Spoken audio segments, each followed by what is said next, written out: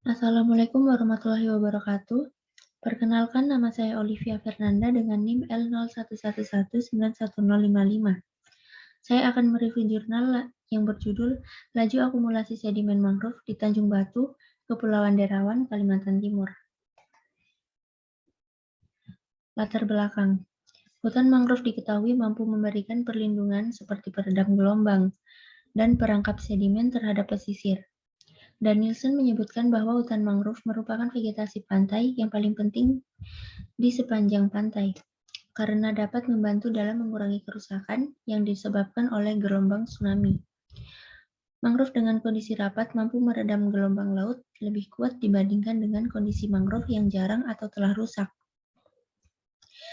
Keberlangsungan ekosistem mangrove tersebut merupakan aspek penting karena berkaitan dengan pengurangan atau penambahan akumulasi sedimen. Proses masukan dan pengurangan sedimen pada mangrove berpotensi memainkan peran utama dalam menstabilkan tanah mangrove. Pasang surut, arus, gelombang, gradien, salinitas, dan topografi habitat mangrove saling berinteraksi dan memengaruhi proses akumulasi sedimen tersebut dengan berbagai cara yang kompleks. Proses akumulasi sedimen di wilayah ekosistem mangrove merupakan penumpukan partikel yang berasal dari sedimen laut maupun daratan melalui proses transportasi dan deposisi sedimen, serta berasal dari sarasah mangrove yang jatuh. Ekosistem mangrove di Tanjung Batu terdiri dari mangrove rapat atau kondisi mangrove dengan tutupan yang sangat rapat, dan mangrove muda atau kondisi lahan dengan tutupan mangrove jarang. BLH juga menyebutkan bahwa mangrove di Tanjung Batu telah mengalami penurunan dari tahun 2001-2010 yang disebabkan oleh aktivitas masyarakat seperti penebangan pohon, pembukaan lahan untuk tambak dan perkebunan kelapa sawit, sehingga dapat memengaruhi kondisi lahan hutan mangrove. Kondisi geomorfologi tersebut menentukan respon mangrove terhadap perubahan lingkungan seperti penambahan ataupun pengurangan sedimen. Ekosistem mangrove di pesisir Tanjung Batu Kecamatan Kepulauan Derawan diperkirakan mampu memberikan kontribusi terhadap proses akumulasi sedimen melalui aliran-aliran sungai. Pengurangan ataupun penambahan akumulasi sedimen tersebut dapat ditentukan melalui pengukuran laju akumulasi sedimen. Pada tujuan penelitian ini yaitu sebagai studi awal untuk mengestimasi laju akumulasi sedimen di kawasan ekosistem mangrove Tanjung Batu Kecamatan Kepulauan Derawan, Barau, Kalimantan Timur. Metode penelitian, prosedur dan analisis data, pengambilan sampel transik lingkaran berdiameter 7 meter dibuat pada setiap stasiun untuk mengidentifikasi spesies mangrove yang mendominasi dan mengukur diameter batang pohon atau DBH. Pengambilan sampel sedimen dilakukan di titik tengah radius 7 meter pada setiap titik stasiun. Panjang sampel sedimen semua stasiun adalah 50 cm, yang selanjutnya pada stasiun 1 dan 3 dipotong dengan interval 5 cm atau pada kedalaman sedimen 0-15 cm, dan diambil sedimen ketebalan 2 cm pada kedalaman 48-50 cm, yang digunakan sebagai PB 210 support. Jumlah total sampel sedimen dari stasiun 1 dan 3 sebanyak 8 sampel. Pengukuran sampel PB 210, sampel sedimen kering diambil sebanyak 5 gram dan ditambahkan larutan PO 209 standar sebanyak 0,169 BH sebagai internal tracer. Sampel sedimen didestruksi menggunakan asam kuat HCl 1:1 sebanyak 10 mili. HNO3 1:1 sebanyak 10 mili. Larutan aqueous sebanyak 15 mili dan 4-5 tetes H2O2 sebanyak 30%, Pb210 mudah terabsorpsi oleh partikel-partikel lempung atau bahan organik yang tersuspensi di kolom air. Selanjutnya, beragregasi dan mengendap ke dasar perairan atau sedimen. Tekstur sedimen. Pengukuran tekstur sedimen dilakukan untuk melihat sebaran ukuran diameter sedimen. Pada penelitian ini, tekstur sedimen diukur berdasarkan 3 fraksi, yaitu liat, lanau, dan pasir. Pengukuran dilakukan menggunakan metode pipet atau untuk memisahkan lanau dan liat, dan ayakan basah untuk memisahkan pasir dan lumpur. Hasil penelitian. Struktur komunitas mangrove. Jenis mangrove yang ditemukan dalam studi ini adalah Champtostemon philippines, Rhizopora stylosa, R. mucronata, R. apiculata, Caryopsis tagal, dan Bruguera gimnorrhiza. C. philippines merupakan jenis mangrove yang mendominasi stasiun 1 dan 5. Sedangkan R. mucronata mendominasi di stasiun 3. C. philippines merupakan jenis mangrove yang masuk ke dalam red list, dengan penyebaran hanya ada di Kalimantan, Sulawesi, dan Filipina. R. mucronata merupakan jenis umum yang sering dijumpai di berbagai wilayah, termasuk dalam studi ini. Total kerapatan pohon DBH lebih besar 5 dan lebih besar 5 cm. Tertinggi adalah stasiun 1, mangrove dekat pantai. Sedangkan terendah adalah stasiun 3, mangrove terdekat mulut sungai. Perbedaan komposisi kerapatan berdasarkan DBH mempengaruhi total kerapatan mangrove. Stasiun 1 mendominasi jumlah pohon dengan DBH lebih besar 5 cm dibandingkan dengan stasiun 3 dan 5, sehingga memiliki kerapatan paling tinggi. Stasiun 3 memiliki jumlah pohon dengan DBH lebih besar 5 cm terendah, sehingga memiliki kerapatan rendah. Hal tersebut sesuai dengan pernyataan Paputungan. Mangrove pada zona laut memiliki pohon-pohon lebih besar dalam jumlah yang banyak dibandingkan dengan mangrove pada zona tergenang.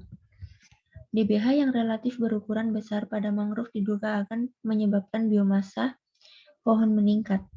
Hal tersebut sesuai dengan pernyataan bahwa total biomasa meningkat dengan bertambahnya usia. Diduga memiliki biomasa yang relatif lebih besar daripada stasiun 3, stasiun 1 dan 5 nilai kerapatan pohon stasiun lebih tinggi daripada stasiun 3. Perbedaan kerapatan pohon akan berpengaruh pada biomasa pohon dan merupakan indikasi awal perbedaan laju akumulasi sedimen. Estimasi waktu pengendapan sedimen dan laju akumulasi. Sedimen profil Pb 210 di stasiun 1, 3, dan 5 berkurang terhadap kedalaman secara ekspos. Meskipun hasil aktivitas total Pb 210 yang dihasilkan tiap stasiun berbeda nilainya. Namun, dari ketiga stasiun tersebut membentuk pola yang sama. Total Pb 210 stasiun 1 berkisar 9,81 sampai 15,62 Bq kilogram sampai 1. Stasiun 3 berkisar 23,14 sampai 38,07 Bq kilogram 1. Dan stasiun 5 berkisar 23,84 sampai 61,17 Bq kilogram 1. Pada lapisan permukaan sedimen atau lapisan sedimen yang relatif lebih mudah, memiliki nilai aktivitas total cenderung lebih tinggi dan menurun seiring bertambahnya kedalaman, atau lapisan sedimen yang relatif lebih tua sekitar kedalaman lebih dari 15 cm. Estimasi waktu pengendapan sedimen pada profil vertikal sedimen di stasiun 1, 3, dan 5 secara berurutan dapat dihitung hingga kedalaman 10 cm, 10 cm, dan 22 cm. Estimasi waktu pengendapan sedimen di stasiun 1, 3, dan 5 pada lapisan permukaan menunjukkan tahun yang lebih muda atau umur sedimen yang lebih tua. Waktu pengendapan bertambah semakin tua dengan bertambahnya kedalaman sedimen. Hasil analisis menggunakan model CRS menunjukkan profil ketiga sedimen inti hampir sama. Stasiun 1 dan 3 hanya menggunakan sedimen pada kedalaman 0-15 cm dan 40-50 cm, menunjukkan umur yang lebih muda dibandingkan dengan stasiun 5 yang menggunakan sampel sedimen penuh pada kedalaman 0-50 cm. Pada kedalaman maksimum yang dapat diukur, sedimen 1 berumur 57 tahun pada kedalaman 10 cm. Sedimen stasiun 3 berumur 69 tahun pada kedalaman 10 cm. Sedangkan stasiun 5 berumur paling tua, yaitu 107 tahun pada kedalaman 22 cm. Hal tersebut menjadi indikasi awal lebih tinggi atau rendahnya masukan sedimen di stasiun dekat lautan, mulut sungai yang dekat sungai atau daratan. Secara keseluruhan, pada kedalaman 0-10 cm, stasiun 3 merupakan stasiun dengan sedimen berumur paling tua, dengan selisih 12 tahun dari stasiun 1 dan selisih 45 dari stasiun 5. Hal tersebut menunjukkan stasiun 3 pada kedalaman 10 cm memiliki masukan sedimen paling tinggi dari stasiun 1 dan 5.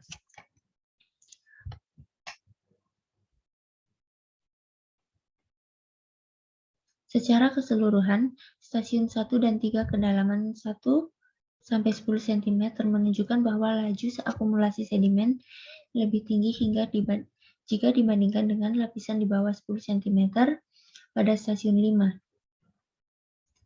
Hal tersebut sejalan dengan penelitian Lubis yang menjelaskan bahwa hasil studi akumulasi sedimen di Teluk Jakarta menunjukkan nilai akumulasi sedimen lebih besar di lapisan kedalaman 2-16 cm. Papungutan juga menjelaskan bahwa laju akumulasi sedimen meningkat dari lapisan bawah ke lapisan permukaan sedimen yang menggambarkan kondisi terkini. Besarnya akumulasi sedimen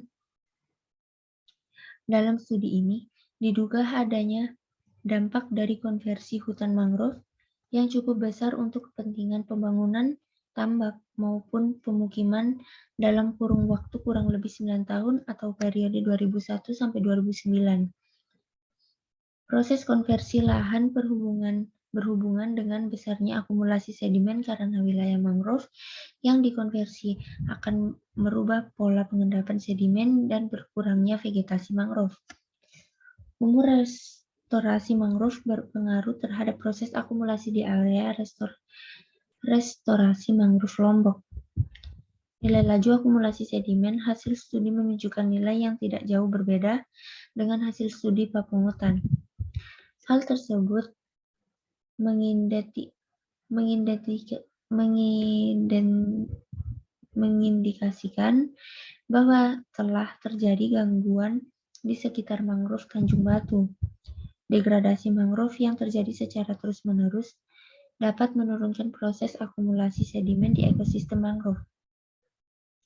Herawan juga menyebutkan bahwa degradasi tutupan lahan di atas aliran sungai dan tepi sungai akan menyebabkan debit sungai meningkat dan terjadi erosi di sepanjang aliran sungai.